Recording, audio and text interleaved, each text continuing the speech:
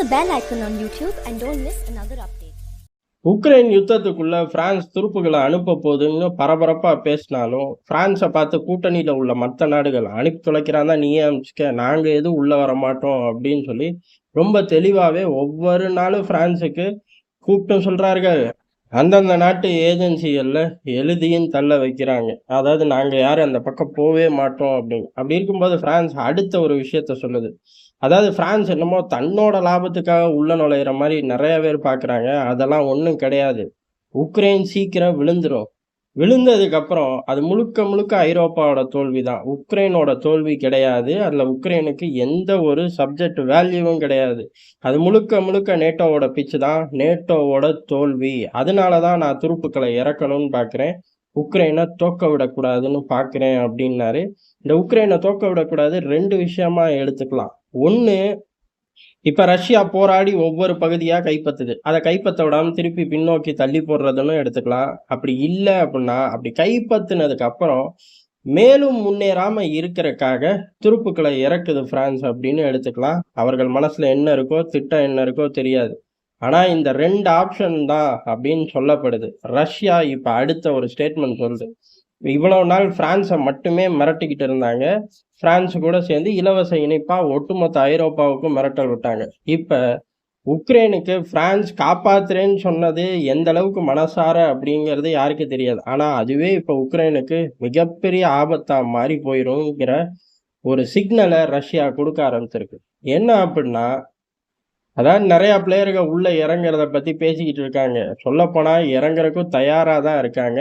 நாங்க அதனால எப்ப வேணாலும் ரஷ்யா ஸ்பெஷல் மிலிட்டரி ஆபரேஷனை நிறுத்திக்கும் அப்படின்ட்டாங்க. அப்படியா அப்படின்னு எல்லாரும் ஆச்சரியப்பட்டா 2வது லைன் சொல்லிட்டாங்க. ஸ்பெஷல் மிலிட்டரி ஆபரேஷன் நிறுத்தப்படும், இமீடியட்டா போர் தொடங்கப்படும் அப்படின்ட்டாங்க. உக்ரைன் மீது போர் அறிவிச்சிருவோம் ஜாக்கிரதை அப்படின்ட்டாங்க. அப்புறம் போர் அறிவிச்சா இன்னமும் ஆக்ரோஷமா முன்னேறுவார்கள். ஒட்டுமொத்த உக்ரைனை கைப்பற்றுறது அது 2 வருஷம் ஆகும், 25 வருஷம் ஆகும். அதெல்லாம் 2வது. முதல்ல போர்னு அறிவிச்சதுக்கு அப்புறம் இன்னமும் சப்ளைகள் அதிகரிக்கப்படும். உக்ரைனுக்குள்ள ரஷ்ய ஆயுதங்கள் பம்ப் பண்ணப்படும். ஸ்பெஷல் மிலிட்டரி ஆபரேஷன் சொல்லிக்கிட்டு முழு அளவு யுத்தம் தான். இருந்தாலும் யுத்தம்னு அறிவிச்சதுக்கு அப்புறம் இன்னும் கூடுதலான சில விஷயங்களை செய்யறதுக்கு அதிக வாய்ப்பு இருக்கு. அதை போய் தடுக்கிறதுக்கு எல்லா நாடுகளும் கெஞ்சிக்கிட்டு இருக்கணும். இப்படி ரஷ்யா தடாலடியா அறிவிக்கும்னு யாருமே எதிர்பார்க்கல. ஏன் அப்படின்னா, அப்படி முழு நேர யுத்தம்னு அறிவிச்சா கிவ்ல உள்ள தலைமையை விரட்டி விடணும். அதுவரை அவர்கள் போராடுவார்கள். அப்படி கிவ்ல உள்ள தலைமையை விரட்டி விட்டதுக்கு அப்புறம் ரொம்ப அழகா வேற ஒரு ஆட்களை வச்சு மோல்டோவா வரையும் ஒரு காரிடாரை உருவாக்கிட்டு போய்கிட்டே இருப்பாங்க.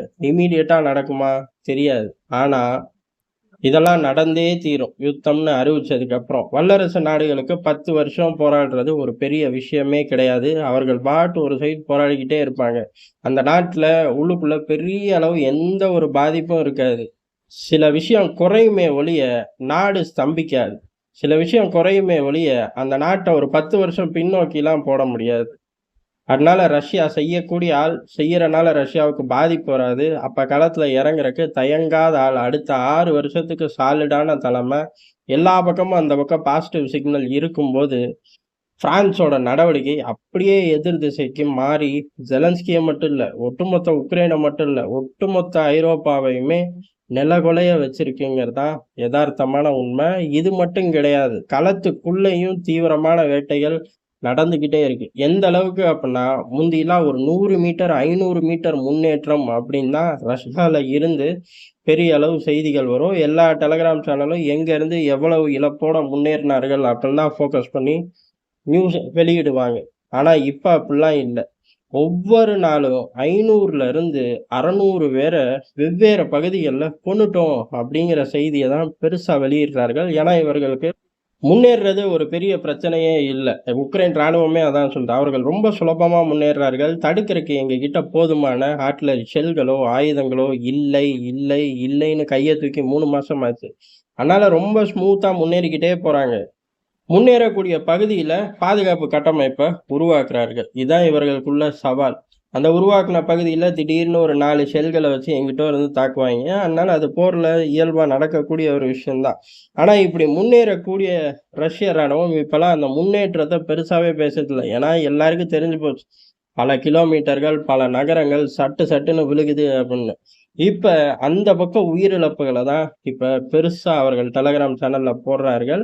அப்படி இருக்கும்போது நேரடியாவே ரஷ்யா அவங்க நாட்டு ஏஜென்சி அட்ரஸ் பண்ணுது. ரஷ்ய ராணுவம் அட்ரஸ் பண்ணி என்ன சொல்றார்கள் அப்புட்ன்னா, ஏறக்குறைய ஒரு 71,000 பேர இதுவரைக்கும் தட்டி தூக்கிட்டோம் அப்டின்ருக்காங்க.